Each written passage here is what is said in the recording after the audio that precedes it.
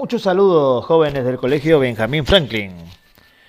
Hoy con la clase de Historia Universal, aquí de su profesor Nelson Casas.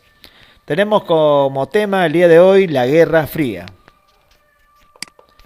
La Guerra Fría fue un acontecimiento bastante importante en la historia del mundo.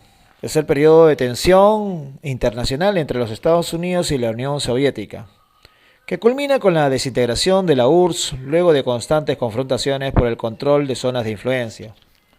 Vamos a ver una confrontación tanto en el aspecto económico, tanto en el aspecto ideológico, tecnológico. Muchas cosas involucran este gran momento. Vemos ahí un gráfico que representa la tensión que se vivió en esos años entre la Unión de Repúblicas Socialistas Soviéticas y Estados Unidos.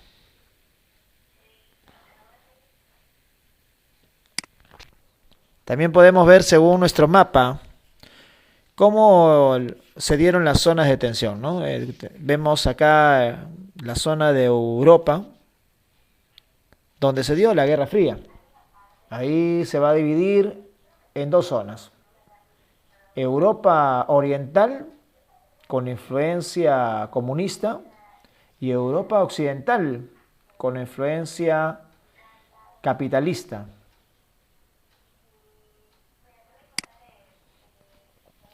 Hablemos de un primer evento, la conferencia de Potsdam. Fue una reunión llevada a cabo en Alemania entre el 17 de julio y el 2 de agosto de 1945, y que tuvo lugar en Potsdam, Alemania, en el Palacio de Seligendorf.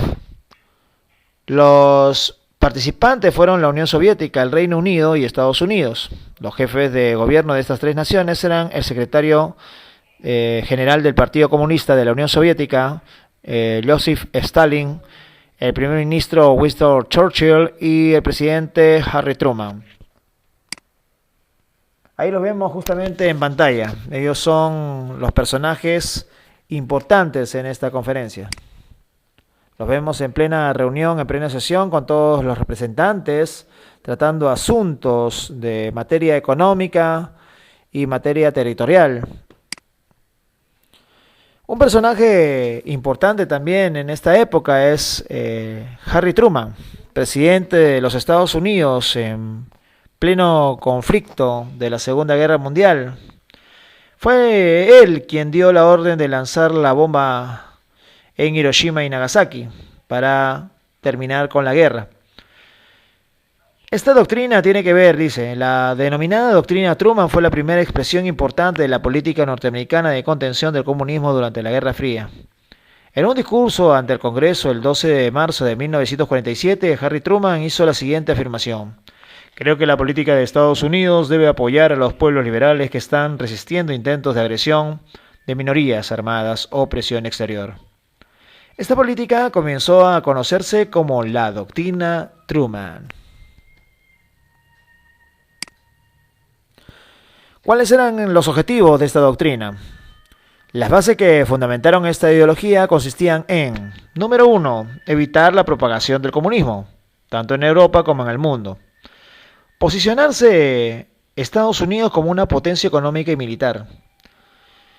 Y 3, limitar el poder marítimo de la Unión Soviética para impedir que sus buques de guerra no pasaran más allá del Mar Negro. En sí buscó justamente el dominio de Estados Unidos en este enfrentamiento ideológico, tecnológico, militar, económico. Vemos una representación de lo que es la democracia de Estados Unidos con el socialismo de la URSS. Planes económicos que se dieron.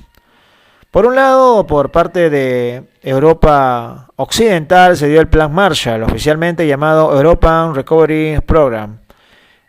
Fue una iniciativa de Estados Unidos para ayudar a Europa Occidental, en la que los estadounidenses dieron ayudas económicas por valor de unos 12.000 millones de dólares para la reconstrucción de los países devastados tras la Segunda Guerra Mundial.